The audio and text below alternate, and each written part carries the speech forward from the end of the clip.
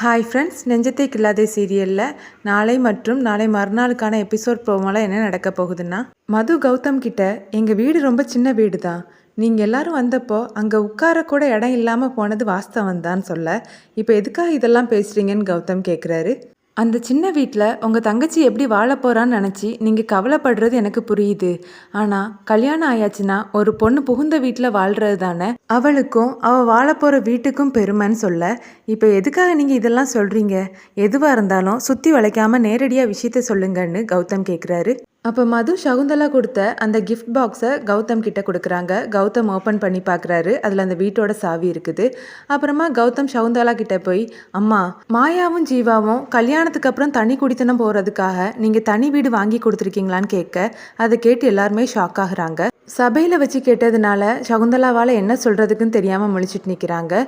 சொல்லுங்கம்மா, நீங்கள் தனி குடித்தனம் போகிறதுக்காக தனி வீடு வாங்கி கொடுத்துருக்கீங்களான்னு கேட்கும்போது அதை கேட்டு ஜீவா கோவமாக எந்திரிக்கிறாரு. என்னது, தனி குடித்தனமா?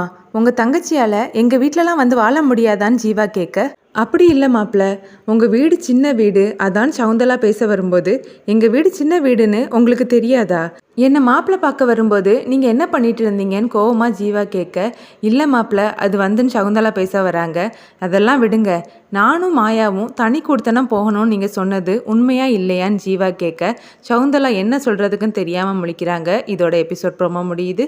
அடுத்ததா நாளை மறுநாளுக்கான எபிசோட் ப்ரோமோவில் என்ன நடக்க போகுதுன்னா, கல்யாணம் நல்லபடியாக நடந்து முடியுது. ஜீவா மாயாவுடைய கழுத்தில் தாலி கட்டுறாரு. இதை பார்த்து எல்லாருமே சந்தோஷப்பட கௌதம் கண் கலங்கி போய் நிற்கிறாரு.